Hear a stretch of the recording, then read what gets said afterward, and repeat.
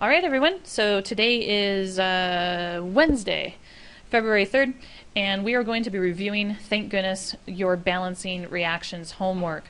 So I did send a Remind Me app out to advise you that you only had to go as far as you can and maybe spend like maybe 30 to 45 minutes on your homework. So if you went over that amount of time, I am so sorry, but you did not have to actually finish that worksheet. So pay attention to the Remind Me app and also pay attention to your calendar, okay? When I'm gone, I know that when there's like a sub there, you guys don't write down your homework very well. So there's two different words that I like to use. One of the words is finish. If I say finish, it means it's due as soon as you walk in. But if I say get as far as you can, that means spend between 30 to 45 minutes on your homework and then stop, because you know I'm going to review it. Okay? All right, so today's warm-up, let's check it out. It says identify the type of reaction for each and then balance them. So before I dive into this, I want to do a real quick review on the 5 different types of chemical reactions. So you should have written this down like in your notes, but let's see if you're familiar with these. First of all, do you know the 5 types of reactions? Yeah. Nice. All right. So what is it called when you bring two things together? Nice. Synthesis. So a synthesis reaction, just kind of like a bare bones kind of idea, is you're going to take two elements typically, right? A and B represent elements, and then you will make a compound on the product. So you're going to bring them together. They're going to stick together and make a bond. What's the opposite of synthesis? Nice. So decomposition would be the exact opposite. You would actually start with a compound, and then it will break down into its elements. All right. Let's see. What is it when you have an element compound on the reactants and then a different element and compound on the products? Yeah, nice. Single replacement. I'm going to abbreviate there. Single replacement kind of looks like this. You have an element that is trying to squeeze in and break apart this compound. And if it's successful, you'll actually create a totally different compound, and then one of the elements will get the boot, and it will be alone. I've gotten this question before. They said, hey, Mrs. Crowley, right here where you see the A, you know, I on the worksheet that you guys did last class, most of the elements that we're trying to squeeze in were metals. And the question was, can they be nonmetals? Absolutely yes. Yes, they can be nonmetals trying to squeeze in. And they're like, well, is there a nonmetal reactivity like list? Well, yeah, kinda. Do you guys remember the periodic table when we learned something called electronegativity? Electronegativity is the attraction for the electrons in another element's like nucleus, the atom. Hey guys, look at the periodic table with me. So if you're at home, look at a periodic table. Find fluorine. What do you know about fluorine? No, not the biggest. Smallest and most terrible. He is the most electronegative element on the periodic table. He's our Yoda. Remember that? So as you fall down the family, it's called halogens. That's what the family that fluorine is in. It's called halogens. As you fall down that group, you will become less and less and less and less reactive. The most reactive nonmetal that we know of is fluorine. Now, I want you to also notice oxygen's right next to fluorine. You see oxygen? Oxygen is a fairly highly reactive nonmetal. And we are kind of, maybe you guys need to kind of think about your background knowledge. In order for oxygen to be reactive, we sometimes call those type of reactions with oxygen, we call it, does anybody remember? Anything that reacts with oxygen? The process? It's rusting, but it's also known as oxidation. Cool. All metals oxidize. All metals will oxidize. There's a couple exceptions. Titanium doesn't oxidize very much, but oxygen is also highly reactive. So yes, you can have the single guy right here in the single replacement. They can be nonmetals. If you're ever wondering whether or not the nonmetal can be kicked out, look at their electronegativity values. It should be given in the problem. All right, so electronegativity values determine reactivity for nonmetals. All right, after single replacement, what is it when you have all compounds? Nice. double replacement. And, you know, just kind of looks something like this. And everything switches partners. All right, and there's one reaction type left. What is it? Nice, my favorite. So combustion reactions are reactions where you are burning something. And typically the thing that you are burning is called a hydrocarbon. Hydrocarbons contain hydrogen and carbon, but hydrocarbons can also sometimes contain oxygen. So sometimes they actually have oxygen in the formula. But no matter what, on a combustion reaction, you have to add oxygen. Elemental oxygen must be added. In order for things to burn, they have to burn in the presence of oxygen, right? All right, and then the products are always carbon dioxide and water. Oops, water. All right, so this is just a review. If you need to, you can copy that down in your notes. Let's go back. Here we go. So, reaction number 1. Let's see if you guys can correctly identify the type, and then we'll determine whether or not it needs to get balanced, okay? So you have elemental magnesium. This looks like a compound, and it is. It's ionic. Here's another element and a totally different compound. Which reaction does that mostly look like? Single replacement. Nice, because you have an element compound, element compound. Does this reaction need to be balanced? It's already balanced, guys. Can you tell? Nice. All right, let's go to the second reaction. We have a compound, compound, and I don't know if you can tell, but it looks like they all switched partners. The silver was initially with the nitrate, but now the silver is with the chloride. So you have compound, compound, compound, compound, everything's switching. What type of reaction you got? Double replacement. Very nice. So double replacement. Does this reaction need to be balanced? Not at all. It's already balanced. I was making it easy this morning for the warm-up. Or this afternoon, as it is. It's 12:01. Okay, reaction number 3. This is the element sodium. This right here is the elemental form of chlorine gas. This is how chlorine exists in nature. All right, it's a diatomic molecule. Remember that word? Cool. Over here we have a compound. So elements on the reactant side, 2 different elements, and then 1 compound on the product. What kind of reaction is this? Yep, synthesis, because they're coming together. I'm going to abbreviate. Does this reaction need to be balanced? Yes. All right. So in order to balance, we are going to place numbers in the front of the formula. Does anybody remember the vocab word for numbers placed in the front? Coefficients. Nice. All right, you guys. So you can, on this particular reaction, probably eyeball this. You can probably figure it out just by looking at it. Let me show you what I mean. You need to make sure when you balance reactions that the elements on the reactant side equal the number of elements on the product side. Over on the left, you have 1 sodium. On the right, you also have 1 sodium, so that's cool. Chlorine, on the left, you have 2. On the right, looks like you only have 1. Now listen very carefully. When you balance, never try to balance by adding subscripts. Do you remember the word subscript? Never balance with subscripts. How do you balance this chlorine? Let's put a coefficient of 2 right here. When you place a number 2, that'll give you 2 chlorines, which is what we were trying to do anyway. But because you placed this 2 here, guess what else got doubled? It also doubled the sodium. So when you place coefficients in the front, it's going to multiply all the elements in the compound's formula. All right, so we have 2 sodiums. Well, that means we have to go back and balance our sodium. You have 2 on the right and only 1 on the left. But you can easily fix that by placing a 2 in front of your sodium. And now we're balanced. And I did that just by eyeballing it. All right, question number 4. Okay, this right here, it has a hydrogen in the front, and you have a carbon and an oxygen. Hey guys, I hope that you can identify this. Not necessarily, I mean, it is technically a hydrocarbon, but when you see hydrogens in the front, what does that remind you of? What does that tell you it is? It's also an acid. So yes, this is a hydrocarbon, but technically the type of hydrocarbon it is an acid because you've got hydrogens in the front.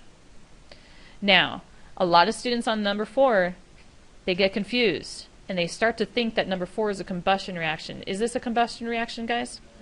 No. Can you tell me why it's not a combustion reaction? Yeah, why not?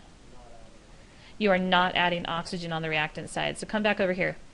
You need to remember that in a combustion reaction, you have to burn it in the presence of oxygen. All right? This particular acid decomposes. In fact, this particular acid is present in your drinking soda, like it's in soda. And it decomposes naturally on its own. It's a pretty weak acid, and it doesn't hold together, and it naturally decomposes to make water and carbon dioxide. Okay? This is also the same acid that's responsible for acid rain. When water falls from the sky, it will hit carbon dioxide in the atmosphere. And when it hits the carbon dioxide in the atmosphere, the carbon dioxide actually gets absorbed by the water, and that absorption will make that weak acid carbonic acid. But because the acid is so weak, it'll actually decompose. It's like it gets formed and then it decomposes, gets formed and it decomposes as it's falling through the sky. Pretty fascinating. So, all right, this one right here, the way it's written, you have a compound and it's breaking down into simpler compounds. This is a decomposition reaction. Does it need to be balanced? Nope, it's already balanced. It's perfect. All right, so what kind of reaction do you think this last guy is? You see oxygen, carbon dioxide, and water. This right here is a hydrocarbon. What do you got this time? Combustion. Good job. I'm going to abbreviate there. All right, now for this guy, this last one, is it balanced? No. So this one will require some balancing. So I'm going to start telling you guys some tips and tricks on how to balance. So I'm going to show you this one, how to balance it. I'm going to make sure that there's room for coefficients in the front. And the very first tip that I have is when sometimes you get some like really easy chemical reactions that you can balance just by looking at them, but sometimes you can't really see it. Some of you guys, my smart cookies, you probably already can see how to balance this one, but I'm going to show you how you typically want to balance reactions. What I do is I draw a line to separate the reactants from the products right underneath the arrow. And what I typically will do is something called an atom inventory, where I mark down how many of each atom I've got. So I'm going to keep track of my atoms both on the reactant side and on the product side. Oops. Okay, so starting over here on the left, let's check it out. How many carbons do you have here? Just one. There's no subscript after the carbon. How many hydrogens do you have? 4. And then finally, how many oxygens do you have right here? 2. All right. You'll notice that the inventory on the right side is in the same order. You see how the elements are in the same order? That's just a recommendation so that you're not trying to match up and crisscrossing your eyes. All right, so over here on the right, how many carbons right here? 1. How many hydrogens? 2. And you'll notice that you actually have 2 different sources of oxygen. How many do you have grand total? Because you have to add these. You have 2 right here and you have 1 right there. How many total? You have 3. All right, so there's one of my very first tips that I want to talk about is doing an inventory. The second tip that I want to show you is very simple. It just says balance the most complicated element last. So how do you identify which element is the most complicated? Well, you look for the element that occurs the most often, not by counting like how many atoms you've got. Let's see if this makes sense. In this problem, I see carbon here and here. I see carbon twice in the formula, or in the, I'm sorry, in the reaction. Now, let's check on hydrogen. In this reaction, I see hydrogen here, and I see hydrogen here. So I see hydrogen occurring twice. But now notice, watch this. How many times do we see oxygen? 1, 2, 3 times. So do you guys understand that oxygen is the most complicated element? You want to balance the most complicated element last. The element that you see the most often gets balanced last. All right, you guys ready? So balance oxygen last. Got it. Carbon, already balanced. That's easy. Hydrogen is 4 here. Hydrogen is 2 here. So remember, you cannot balance by changing coefficients. How would you guys like me to tackle that problem? Yes. Hold on. I'm trying to clean it up a little bit because it got a little sloppy. Sorry. Okay, I'm just going to rewrite that. Hold on. Okay, so over here, CH4, O2, there's our arrow. Okay, that looks a little better. Okay, so over here, you have 4 hydrogens, but over here you only have 2. So here's your hydrogen. How can I change that to a 4? Alright, yeah, 2 coefficient right there. Now when you place the coefficient here, yeah, it's going to change your hydrogen. Yay, we changed our hydrogen. But remember, coefficients also multiply all the elements that are in the compound. You've got this oxygen sitting here.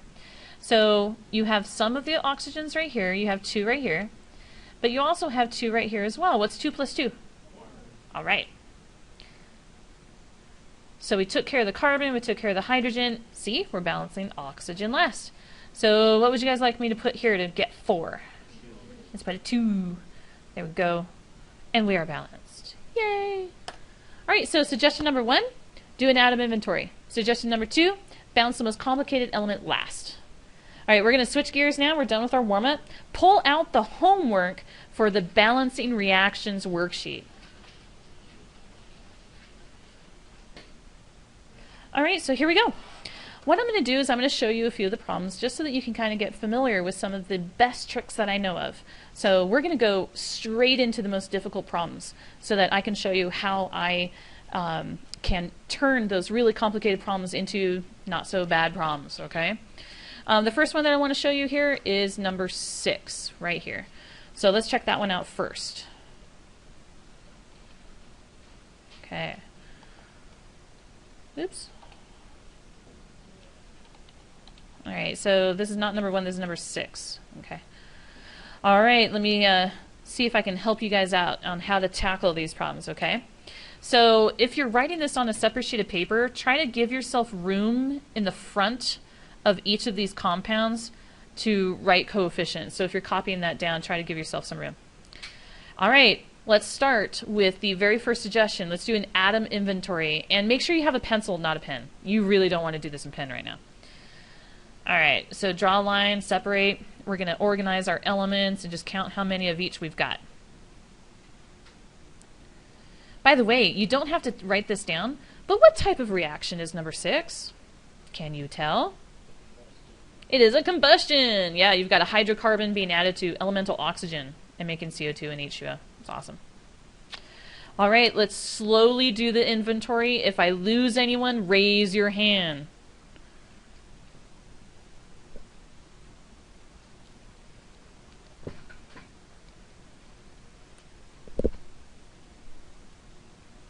Alright, here we go. On the left, let's start there. How many carbons you got? 7. Very good. How about hydrogen? Good. Now watch. Be very careful. I want to make sure you see that you have 2 sources of oxygen here.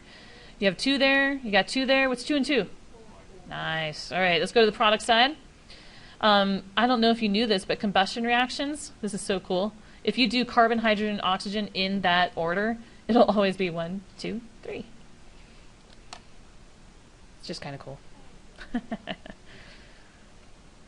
Okay. Which element is the most complicated? Yeah, can you tell? We've got oxygen here, here, here, and here. You see oxygen occurring 4 different times, like in 4 different spots. Oh man, we are definitely going to be balancing oxygen last. Alright, so which one do you want to do first? It really doesn't matter. You can do carbon or hydrogen, but really doesn't matter. What do you want to do? Alright, we'll start with carbon then. So let's go for the carbon. On the left you got 7, on the right you have 1. Here's carbon. How do I change that to 7? Coefficient. Alright, so if I place a coefficient there, remember, it will fix your carbon, but who got messed up? Yeah, okay, so I'm going to adjust the amount of oxygen. Now be careful. Go slow. You have 2 sources of oxygen on the right side. You ready? How many oxygens do we have right here on the CO2 with the 7 in the front? Yeah, 14. There's one more right here. What's 14 plus 1? Okay. Balance oxygen last, okay? Next element that will balance is hydrogen. So you have 6 on the left, 2 on the right. Give me 6. How do I do that? Yep. Going to place a 3. When you place a 3 right there, awesome. We got 6. So cool. Let's readjust our oxygen. Be careful. Add carefully. 7 times 2 is 14. So you have 14 oxygens right here. Plus 3 more. What is 14 plus 3? 17. All right. Now this is my favorite place to stop. And this is why I wanted to do this problem, because you have encountered a very unique situation, and this happens a lot in combustion reactions. I want you to see this for yourself. On the left, does everybody see the 2 different oxygens on the left of the arrow? Do you notice that their subscripts are an even value, 2 and 2? Those are even. So no matter what, on the left, you will always have an even number of oxygens, am I right? Now look on the right side of the arrow. Do you see your water? Do you see how you have an odd value on your water? You have a number 3 in front of that sucker. Well, that's not good. Do you see how water is a source of like odd value? It's giving you that odd value of oxygens. All right, you ready? This unique situation happens when you balance every single element in the entire equation. The whole thing is balanced except for one element. And on one side you'll have even, and on the other side you'll have odd. This is a very unique situation, and I have a nickname for it. It's called the odd man out. Odd man out. Can you? Yeah, that's how I'm getting that nickname, odd man out. So, how do you fix it? Very easy. You ready? All the coefficients you just got, double them. I'll repeat. Anytime you have an odd man out situation like this, you balanced everything, and like you got this one element that's odd on one side and even on the other, double your coefficients. Can I show you what it'll do? It's really easy. Check it out. So the 7 right here, what is the 7 going to turn into? All right, so let me fix that. So we'll put a 14 here. What's the 3 going to turn into? It'll turn into a 6.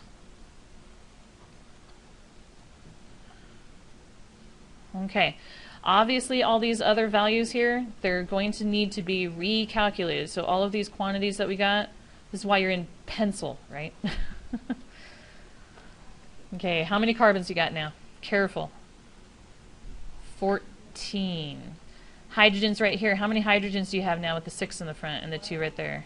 6 and 2 is 12. All right, let's go really slow on the oxygen, okay?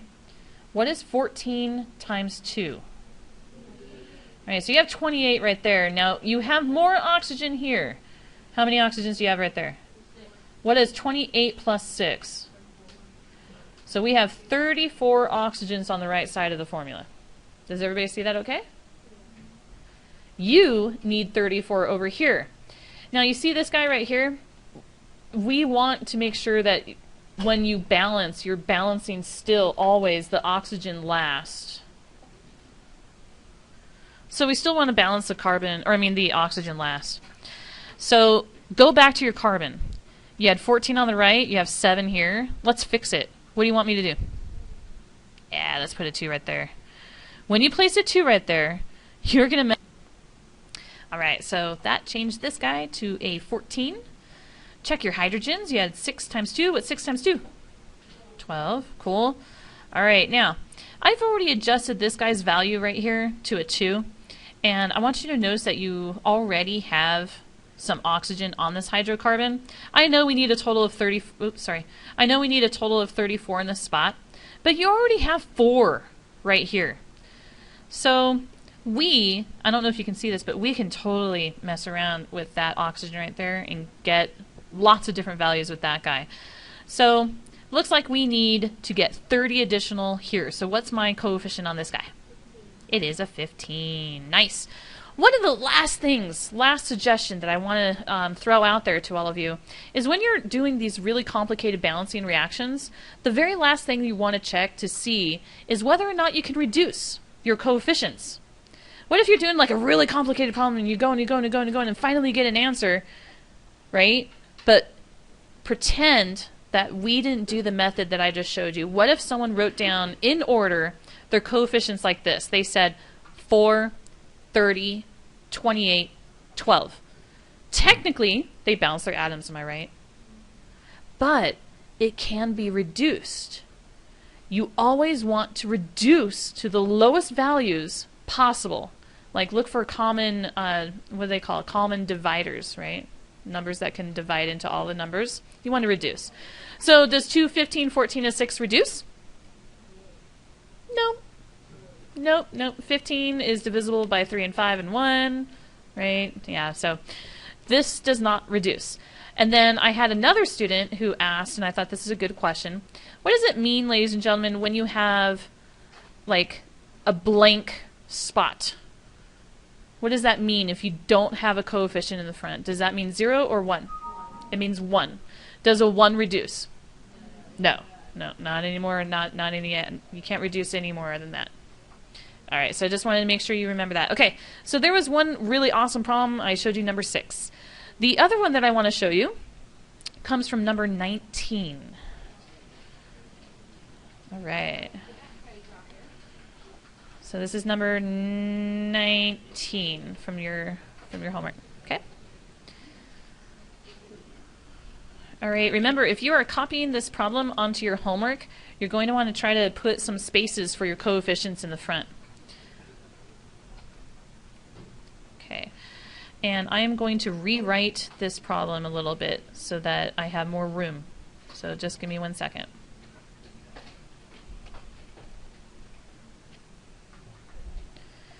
All right, so on number 19, I am going to prove to you that I do not need to do an atom inventory. I can eyeball this problem. And I would love to show you my little trick on how I do this. The first thing that you have to recognize is the type of reaction that you've got. So you've got to be able to identify the type of reaction. Can you tell what this is? Can you tell that you have a cation mixed with an anion? This is aluminum hydroxide. And then the next one, you guys see how you have the hydrogen in the front, and then you have the sulfate at the end. That's an acid. But if you go to the product side, you'll see basically the same pattern. You've got the metal right there, and you've got the anion, the cation and anion, and then you see water. I bet that most of you guys don't even remember what I told you to think of water as from now on until the end of the school year. I mentioned this a while ago. What did I tell you to think of water as being?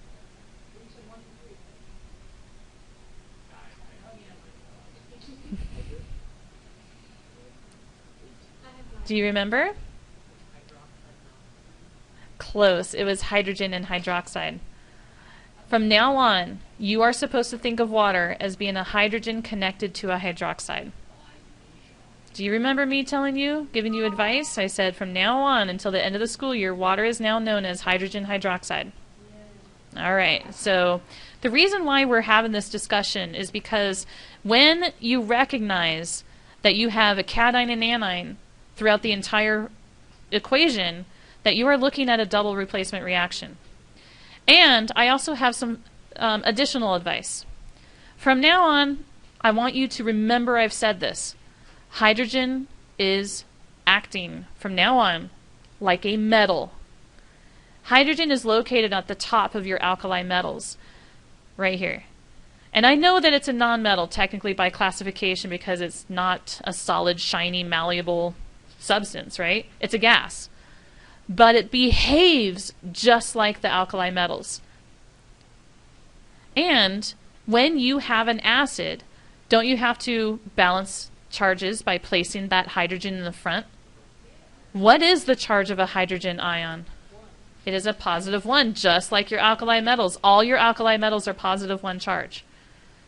So when you make acids, I want you to remember that the hydrogens placed in the front are acting just like metals. And when you make water, I hope you remember this. Hydrogen has a positive 1 charge, right? Does anybody know the charge of hydroxide? It is a negative 1. Do you understand that water is actually balanced? The charges are balanced in water. All right, pretty cool stuff. That will help you now because I am going to balance this reaction without using an inventory at all. Let me show you how I do that. Over on the left side, I want you to recognize that you've got aluminum right here. This is your cation. How many aluminums do you have on the right side of the arrow, though, on the product side? You have 2 here and only 1 there. How can you fix that? All right, pretty easy. I'm going to place a 2 right there. The 2 in the front is going to multiply everything that is behind it, right? So here's how it gets a little funny. Do you recognize that this is called aluminum hydroxide? That's what this is called. These are hydroxide ions sitting in here inside the parentheses. They're all wrapped up. Kind of nice. It's kind of obvious that it's a polyatomic anion. So I'm going to ask you a question. How many hydroxide ions do you have when you place a 2 in the front? I want to make sure you hear me correctly. I'm not asking you how many oxygens. I'm not asking you how many hydrogens. I'm asking you how many hydroxide ions. They are polyatomic. How many hydroxide ions do you have? Anyway, you have the hydroxide and then you see a 3 placed on the outside, right? When you make aluminum hydroxide, aluminum is +3, hydroxide is -1. So to make aluminum hydroxide, you have to use 3 hydroxide ions. That's why you see a little 3 placed on the outside of the parentheses right there. Now, when you place a 2 in the front of all of this, you just multiplied the 3 that you already had by 2. It's 3 times 2. You have 6 hydroxide ions. So I want to make sure that you can see that before I move on. Does everybody see that you have 6 hydroxide ions?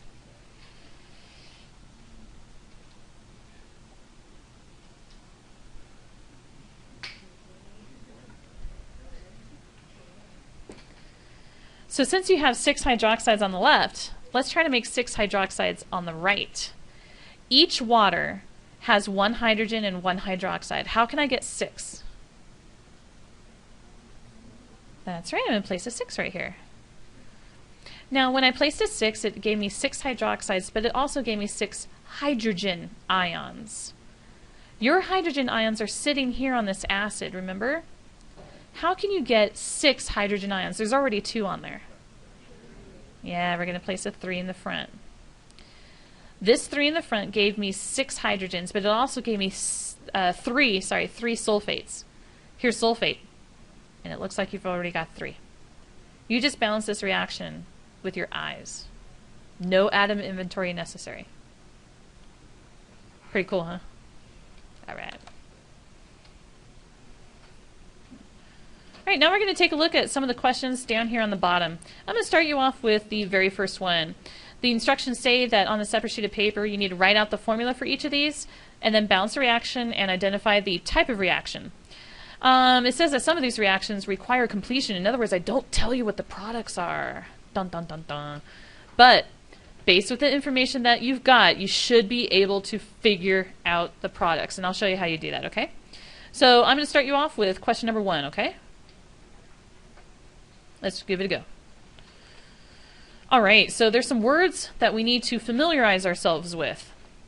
The word and the word, or the words, combine to make.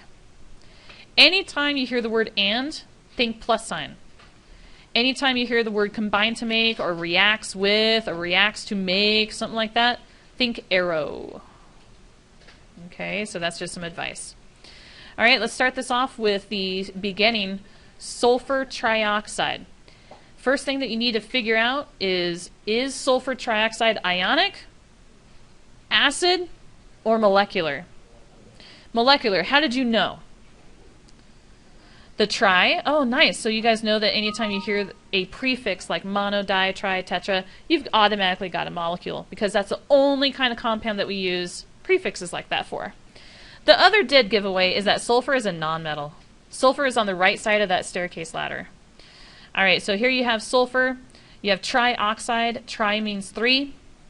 So there's the formula for your first compound, sulfur trioxide.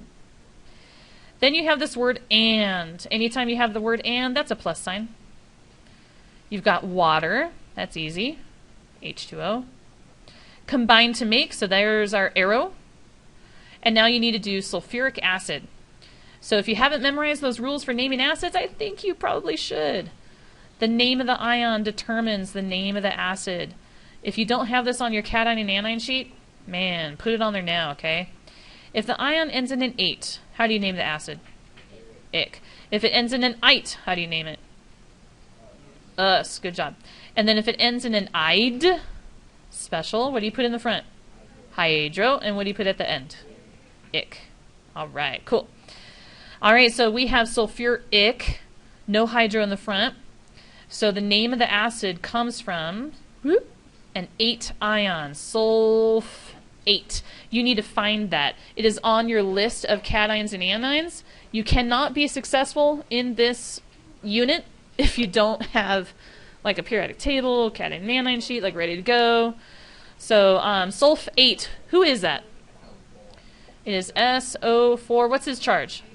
-2. So if he's -2 and we're trying to make an acid, how many hydrogens should I place in the front? 2. There you go.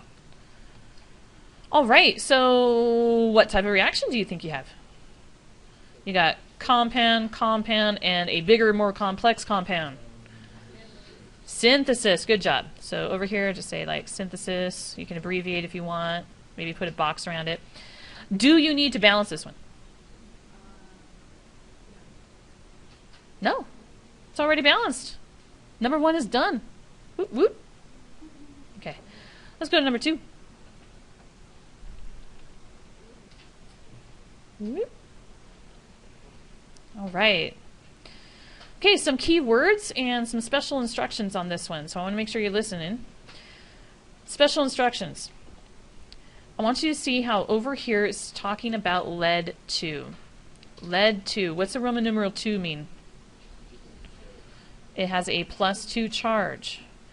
On the periodic table here in the classroom, lead, right here, element 82. In the classroom, the box with lead has a red mark in there. That is to remind you that lead can have multiple charges. So that is why you are seeing in the problem a Roman numeral 2 placed after that lead. All right, so this guy is a +2 charge. Who's nitrate? The ending is an 8. Where do you find 8s and ites? They're polyatomic and they're on your list. You do not have to memorize those. They will always be given to you. Nitrate is NO3. What's its charge? -1. All right, so we are making formulas here, people. You must balance your charges. Use your subscripts. Make compounds, okay? You guys know how to do formulas for compounds. So let's make this a proper compound by balancing those charges. Next up, the word and. What am I going to do? +, good job. Sodium, who's that? Na. Iodide, ending is an ide. Where do you find the ides? If you try to find iodide on your list, you're not going to find him. What does that mean? It's an element from the periodic table. So here's your I, here's iodine. What's his charge? He's 1 away from a noble gas. He is -1. Cool, cool. So sodium is a +1. A lot of you guys have that memorized. Sorry, I'm going to keep the charges down here. +1. And then iodide is -1. So that guy is like perfect. He's perfectly balanced. Here you go. Keywords. React to make. What am I going to draw? An arrow. Now, I messed up a little bit on a typo, but I want you to be aware that when you have a metal that can have multiple charges, for you guys in honors chemistry and in this unit, I will never have the charges change on you. I will never do that to you. So if it was a lead 2 on the left, it's going to be a lead 2 on the right. Now, in the real world, those charges can change, but I'm not going to do that to you, okay? Not until you come into like AP, all right? So I'm keeping it nice and easy for you. All right, so we're going to assume that this lead right here is still a +2. Lead, okay, iodide, same thing that you had on the left. Is this a balanced formula? Oh, all right, let's balance that out. The word and, what are you going to do? And this guy is a -1, so it's perfect. All right, some advice. You will find it impossible to balance chemical reactions if you have a messed up formula. It'll literally be impossible to balance it. So if you ever find yourself and you're looking at a chemical reaction and it's literally impossible to balance, it's because you messed up on the formula. Point the finger at yourself. You messed up. All right. So this reaction is not balanced yet, and it's a double replacement. I don't know if you could tell. Could you tell this time? Ionic compounds everywhere.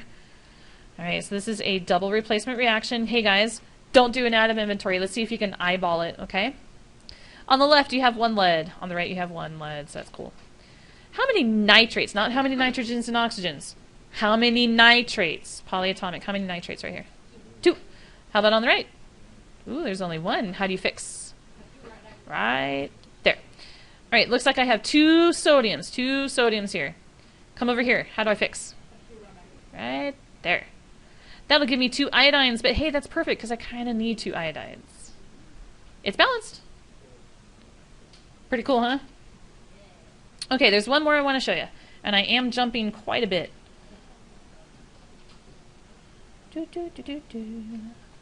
It's number 6. Okay, so on number 6, this is all you get. This is it. Sodium hydroxide neutralizes carbonic acid, and that's it. All right, everyone, let's start with the sodium hydroxide piece. What's sodium? What's hydroxide? Okay, nice. You guys are starting to memorize that, aren't you? What's the charge of sodium? +1. What's the charge of hydroxide? Because remember, that's part of water, right? What's the charge of hydroxide? -1. Okay, so this guy's perfect. This is the part that confuses my students. But, guys, use a little bit of background knowledge. When you have heartburn, what do? Take some Tums or maybe Pepto or something like that, right? And on the bottle, it'll typically say neutralizes on contact. You're in chemistry. What do you think neutralizes means? Sorry, I can't hear. What?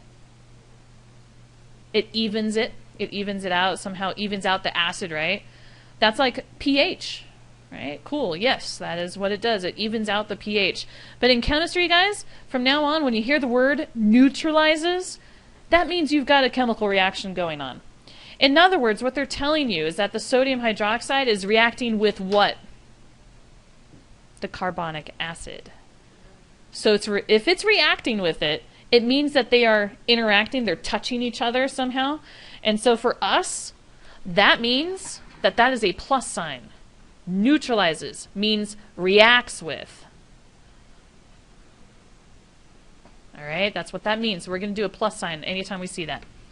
All right, you got another acid. You ready? Carbonic comes from what kind of anion? Carbon 8. Carbon 8. So you'll find carbon 8 on your list. It is CO3. What's his charge though?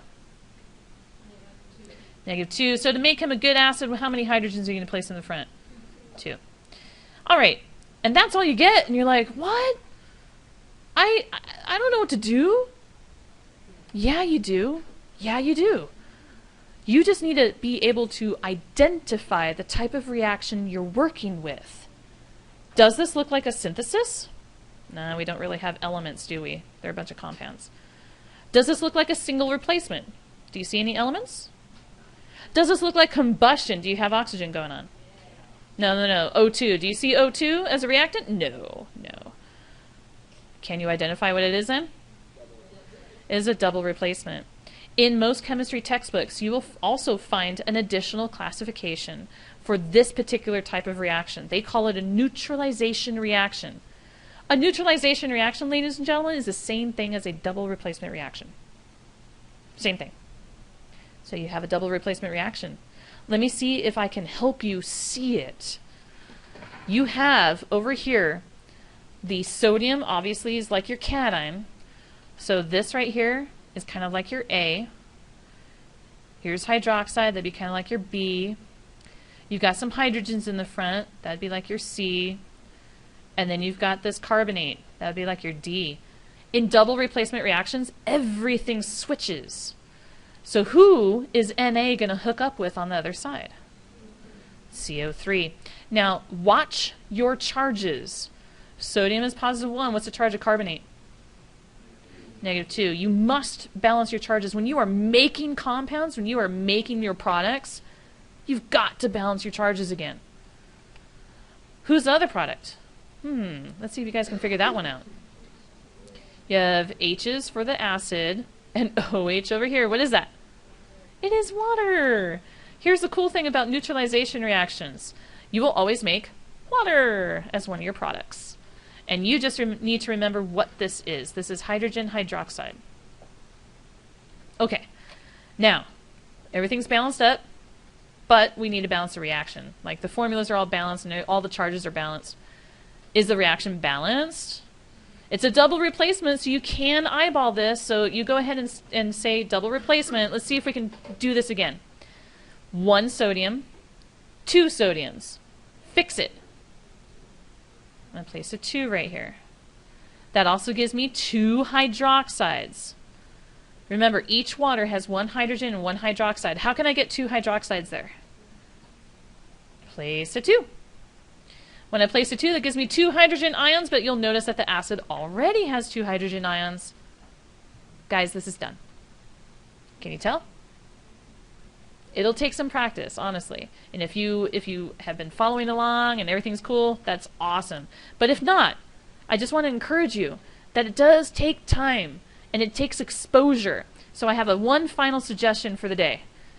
Don't cheat on your homework. Don't look at someone else's page for the answers. If you don't learn how to balance and identify chemical reactions for yourself, when you get ready for your quiz or your test, balancing reactions will take you days, and you will never learn for yourself. Do you understand? All right, we are going to switch gears now. You have additional time to take this home and work on it. You should pull out the metal reactivity worksheet at this point, and we are going to do the lab on the back side. People, I'm signing out on this vodcast. Adios.